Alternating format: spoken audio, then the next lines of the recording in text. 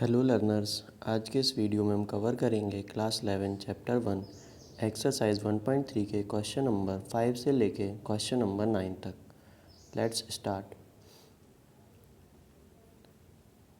Question number 5 is how many elements has P A if A is 5।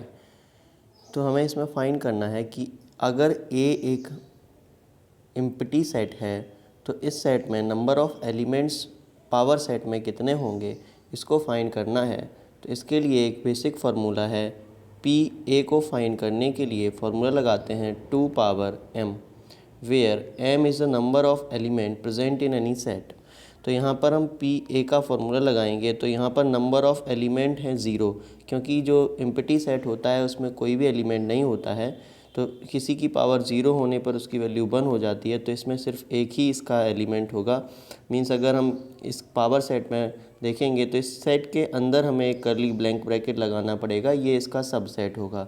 तो इस type से इसको denote किया जाएगा और इसमें सिर्फ एक ही सबसेट होगा, इसका एक ही पावर सेट बनेगा। बढ़ते हैं आगे के क्वेश्चन पे। नेक्स्ट क्वेश्चन है write the following as intervals. यहाँ पे आपको सेट बिल्डर फॉर्मेट में कुछ क्वेश्चंस दिए हुए हैं जिनको लिखना है इंटरवल्स के फॉर्मेट में। तो इंटरवल्स के फॉर्मेट का थोड़ा सा रिवीजन कर लेते हैं, जिसमें हम लोगों ने पढ़ा था कि अगर हमारे पास कोई वैल्यू x के इक्वल है और उससे लेस भी है या ग्रेट भी है तो हम दोनों साइड क्लोज स्क्वायर ब्रैकेट लगाते थे। अगर दोनों वैल्यूज़ x के इक्वल आती हैं तो एक वैल्यू x के इक्वल नहीं है और दूसरी वैल्यू x के इक्वल है, तो जिस साइड इक्वल नहीं है उस साइड आता था स्मॉल ब्रैकेट और जिस साइड इक्वल और क्लोज्ड है उस साइड आता था स्क्वायर ब्रैकेट। और अगर दोनों ही वैल्यू x के इक्वल नहीं है तो दोनों ब्रैकेट आते थे स्मॉल। और अगर पहली वाली वैल्यू x के इक्वल है और दूसरी वाली वैल्यू x के इक्वल नहीं है तो पहला वाला ब्रैकेट आता था square bracket and second bracket use किया जाता था स्मॉल ब्रैकेट। तो इस ब्रैकेट का मतलब है ये क्लोज्ड इंटरवल है इस साइड पे, और जिस साइड ये ब्रैकेट स्मॉल आता है उस साइड ये ओपन इंटरवल होता है। तो हम बढ़ते हैं क्वेश्चन की ओर। क्वेश्चन में आपसे बोला गया है x such that x belongs to r, means x is any real number when x is greater than -4 and less than equals to 6। x is greater than -4 and less than equals to 6। तो आपको ऐसा interval लिखना है जिसमें -4 count ना हो और 6 count हो जाए। तो -4 काउंट ना होने के लिए -4 को हम एक ऐसे ब्रैकेट में रखेंगे जहाँ पे ये काउंट नहीं हो पाएगा। मीन्स -4 को हम इस टाइप से नोट करेंगे, स्मॉल ब्रैकेट आएगा इस साइड और -4, क्योंकि यहाँ पे ये ओपन इंटरवल है। ठीक है, तो ओपन इंटरवल में क्या रहेगा, यहाँ पे -4 रहेगा और इस साइड ये क्लोज्ड है, मीन्स 6 के इक्वल है। x जो है ये 6 के इक्वल भी है, लेस भी है और इक्वल भी है। तो लेस और इक्वल के लिए कॉमा लगाएंगे 6 और यहाँ पे ब्रैकेट रहेगा क्लोज्ड। ठीक है, अब इसके बाद देखते हैं क्वेश्चन नंबर सेकेंड इसी का। तो सेकेंड पार्ट में बोला गया है x such that x belongs to r -12 से, जो x है वो -12 से बड़ा है एंड -10 से छोटा है। तो यहाँ पर -12 और -10 दोनों ही x के इक्वल नहीं है, यहाँ इक्वल सिंबल नहीं लगा हुआ है। तो इसमें हम दोनों साइड ब्रैकेट रखेंगे स्मॉल, क्योंकि ये दोनों ही लिमिट्स काउंट नहीं होगी। मींस ना तो हम -12 को नोट करेंगे लिखते टाइम और ना ही -10 को नोट करेंगे लिखते टाइम। तो ये दोनों साइड स्मॉल ब्रैकेट रहेगा, मीन्स ये दोनों साइड से ओपन इंटरवल है। अब यहाँ पर थर्ड क्वेश्चन है। तो थर्ड में बोला गया है x such that x belongs to r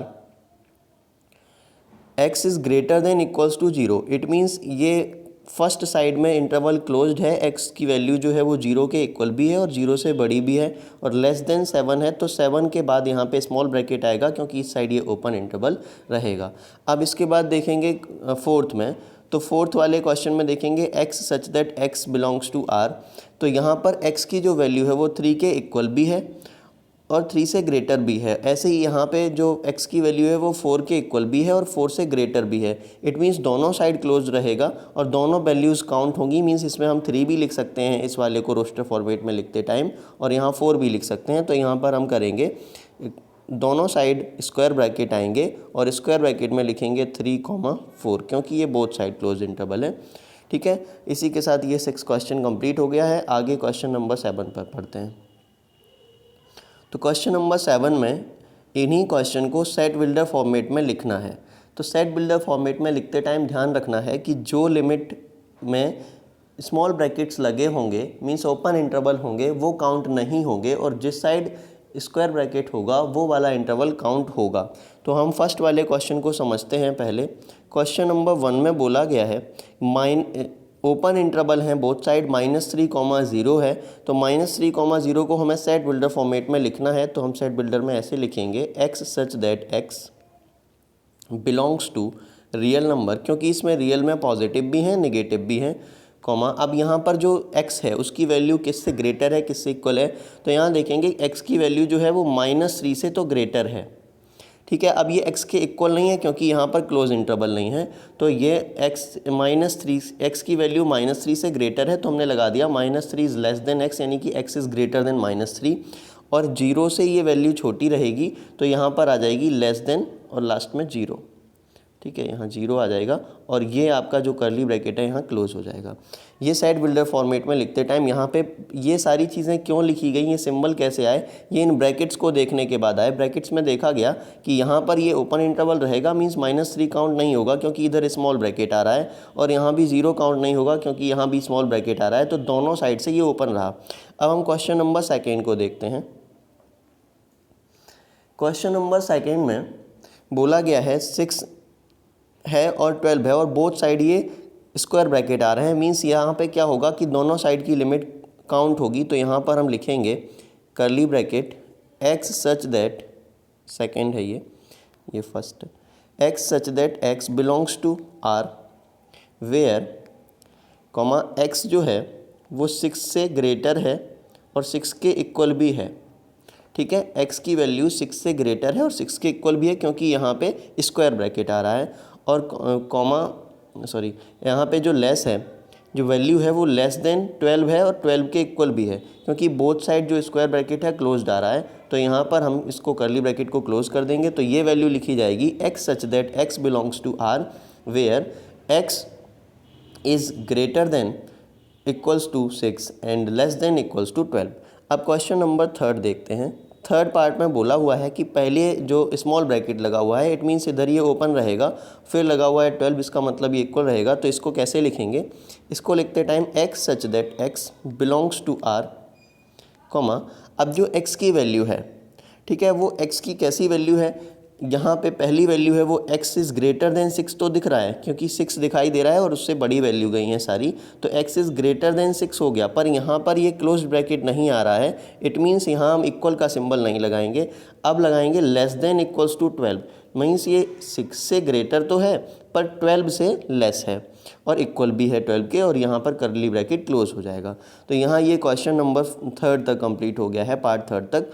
अब इसके बाद पार्ट 4 देखते हैं। तो 4th पार्ट में जो चीज़ें बताई गई हैं उसमें बोला गया है कि -23, तो इधर ये क्लोज्ड है मीन्स यहाँ पे इक्वल रहेगा। तो क्या लिखेंगे, लिखेंगे x such that x belongs to r comma x की जो वैल्यू है वो ग्रेटर देन इक्वल टू -23 है। तो -23 से x की वैल्यू ग्रेटर भी है और इक्वल भी है, और यहाँ x नोट करेंगे। फिर इसके बाद 5 से वो लेस है तो लेस देन 5 है, पर ये इक्वल नहीं है क्योंकि यहाँ पे दूसरी साइड में स्मॉल ब्रैकेट यूज़ हुआ है। तो ये इंटरवल यहीं तक काउंट होगा और ये कर्ली ब्रैकेट यहाँ क्लोज कर देंगे। तो ये सारे क्वेश्चंस का रोस्टर फॉर्मेट हो गया। ठीक है, सॉरी सेट बिल्डर फॉर्मेट में हम लोगों को लिखना था, तो ये सारे क्वेश्चंस का सेट बिल्डर फॉर्मेट हो गया। जो इंटरवल्स थे उन इंटरवल्स को सेट बिल्डर फॉर्मेट में लिखना था। अब बढ़ते हैं आगे के क्वेश्चन पे। तो क्वेश्चन नंबर 8 में आपसे बोला गया है what universal sets would you propose for each of the following. Means ये जो आपको कुछ सेट दिए गए हैं इनके लिए आपको यूनिवर्सल सेट लिखना है। कि फर्स्ट क्वेश्चन में बोला गया है the set of right triangles, तो आपको एक ऐसा सेट लिखना है जिसमें ये राइट ट्रायंगल इंक्लूड हो। तो अगर हम इसके लिए सेट लिखेंगे तो यहाँ पर हम लिख सकते हैं x such that x where x is any triangle. ठीक है, x such that x comma x is triangle ऐसे भी लिख सकते हैं, या सेट ऑफ ट्रायंगल भी लिख सकते हैं डायरेक्टली। ठीक है, अब यहाँ पे हम ये भी हटाने के बाद हम कर सकते हैं, ये ट्राइंगल हटा के और क्या लिख सकते हैं, ये भी एक पॉलीगन होता है, तो यहाँ पर हम लिख सकते हैं सेट ऑफ पॉलीगन। तो कोई भी पॉलीगन में से ट्राइंगल हो सकता है और वो राइट एंगल भी हो सकता है। अब दूसरे वाले के लिए भी सेम सेट यूज़ हो जाएगा, the set of isosceles triangle. तो आइसोसेलेस ट्राइंगल के लिए भी जो यूनिवर्सल सेट होगा वो पूरे ट्राइंगल होंगे, तो यहाँ पर भी हम लिख सकते हैं set of triangle. Set of triangle को भी यूनिवर्सल सेट में ले सकते हैं इसके लिए, ठीक है। ये सेकेंड वाले के लिए हो गया। तो हम फिर से एक बार देखते हैं, set of right angle triangle के लिए यूनिवर्सल सेट होगा सेट ऑफ ट्राइंगल्स, और the set of isosceles triangle के लिए सेट भी होगा द सेट ऑफ ट्राइंगल, दोनों के लिए सेम हो जाएगा, ठीक है। बढ़ते हैं आगे के क्वेश्चन पे। तो आगे क्वेश्चन नंबर 9 है और ये लास्ट क्वेश्चन ऑफ एक्सरसाइज है।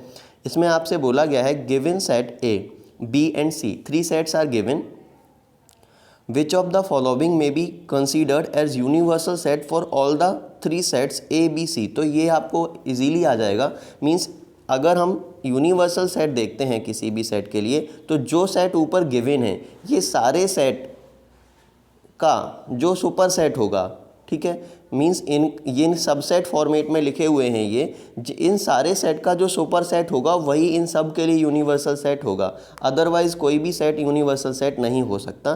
तो हम एक एक करके चेक करते हैं कि कौन सा यूनिवर्सल सेट रहेगा, कौन सा यूनिवर्सल सेट नहीं रहेगा।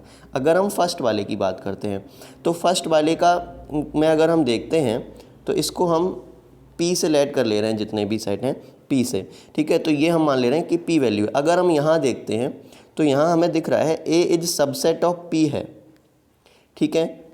A is subset of P है क्योंकि A के जो एलिमेंट हैं वो P में प्रेजेंट है। फिर यहाँ पे B भी दिख रहा है, तो B is subset of P है या नहीं, क्योंकि 2 4 6 ये भी प्रेजेंट है, तो यहाँ पे हम ये भी लिख सकते हैं B is subset of P, ठीक है। इसके बाद जो नेक्स्ट क्वेश्चन है, नेक्स्ट सेट है C के जो एलिमेंट्स हैं वो 0 2 4 एंड 6 हैं, ठीक है। तो 0 2 4 एंड 6 और एक एलिमेंट इसमें और आ रहा है, वो एलिमेंट नेक्स्ट वाला देखते हैं कौन सा है। ये थोड़ा सा इसकी वजह से नहीं दिख रहा। तो यहाँ पर जो B सबसेट हो जाएगा P का।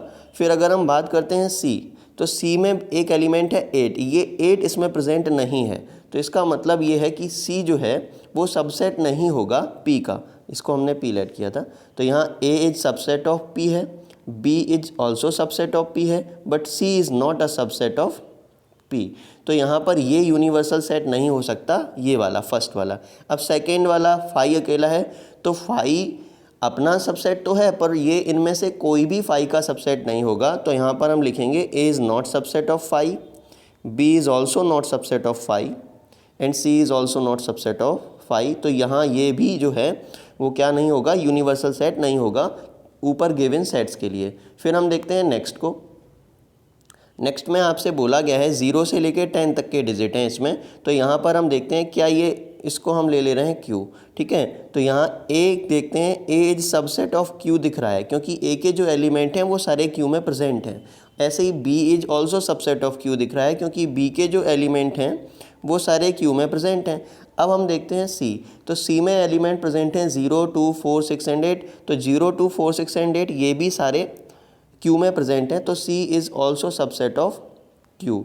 तो C भी सबसेट हो गया Q का। इसका मतलब हमें यही यूनिवर्सल सेट मिल रहा है क्योंकि ये जो ऊपर सेट गिवन है इनके लिए यही एक सुपर सेट वर्क कर रहा है, तो इसलिए ये यूनिवर्सल सेट हो जाएगा इनके लिए। अब क्या ये फोर्थ वाला यूनिवर्सल सेट होगा, तो फोर्थ वाला इसलिए नहीं होगा क्योंकि C इसका सबसेट नहीं होगा, C में 0 आ रहा है और फोर्थ वाले में 0 नहीं आ रहा है। So thank you for watching the video, this is the end of video. And channel को लाइक करें, सब्सक्राइब करें और शेयर करें। अगर आपको कहीं भी किसी भी क्वेश्चन में कोई क्वेरी है तो कमेंट बॉक्स में ज़रूर बताएं। किसी भी चीज़ से रिलेटेड एक्सप्लेनेशन और चाहिए तो उसके बारे में भी कमेंट बॉक्स में लिखें। Thank you for watching our video.